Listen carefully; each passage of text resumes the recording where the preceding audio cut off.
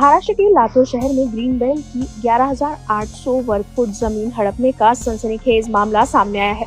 संविधान सेवा संघ की संस्थापक अध्यक्ष और समाज सेविका प्रोफेसर डॉक्टर शहजादी शेख ने प्रेस कॉन्फ्रेंस में चौंकाने वाले आरोप लगाए। झूठे दस्तावेज बनाकर अधिकारियों को मैनेज कर और ग्रीन बेल्ट पर अवैध कब्जा कर शहर की सांसें छीनने की कोशिश की जा रही है। डॉक्टर शेख का दावा है कि लातूर के अंबाजोगाई रोड पर स्थित युगंधर हाउसिंग सोसाइटी में सिर्फ 24 सदस्य हैं, लेकिन उनकी सोसाइटी की ग्रीन बेल्ट को आरवी ग्राम पंचायत के नाम चुपके से सौंप दिया गया और इतना ही नहीं, इस जगह पर अवैध राम मंदिर निर्माण भी कर दिया गया।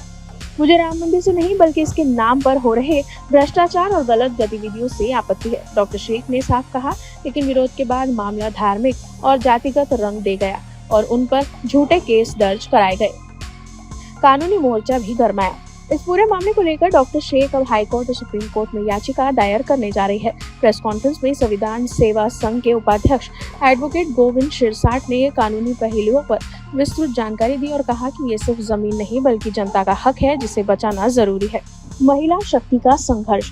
एक महिला समाज सेविका होने के बावजूद डॉक्टर शेख पर अब तक 6 फर्जी अपराध दर्ज हुए हैं। उनके परिवार को भी प्रताड़ित किया गया, लेकिन उन्होंने हार नहीं मानी।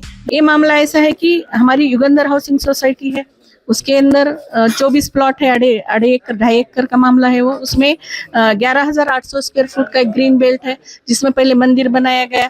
मंदिर को हमने कभी विरोध नहीं किया, क्योंकि राम जी अगर हमारे पीछे बैठना चाहते तो हमारे लिए खुशी की बात है।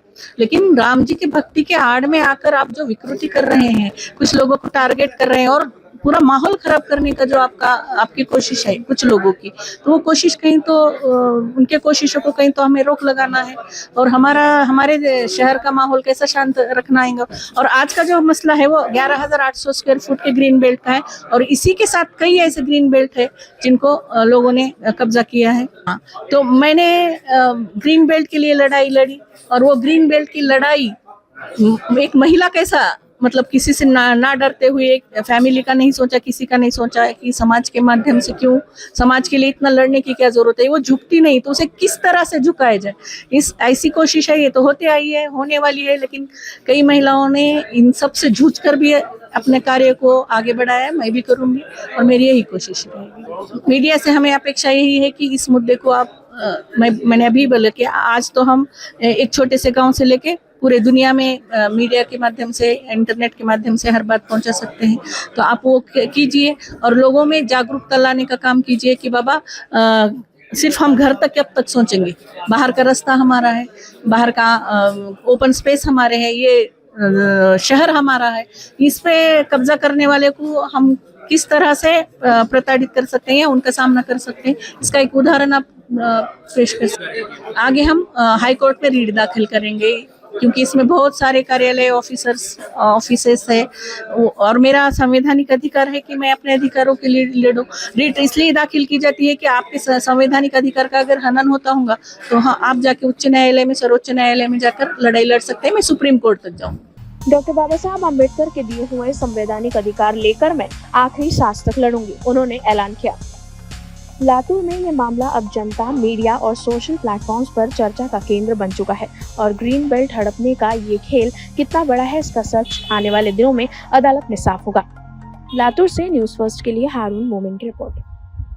हमारा हर शब्द समाज की आवाज, हमारी हर पहल निष्पक्षता का कदम। आपकी हर समस्या में आपसे पहले दिखेंगे हम हैं न्यूज फर्स्ट। ईश्वर का सच, हमारा साहस और आपका विश्वास। सच, साहस और विश्वास। अगर आप ये वीडियो YouTube पर देख रहे हैं तो हमारे चैनल को सब्सक्राइब कर बेल आइकन दबाएं।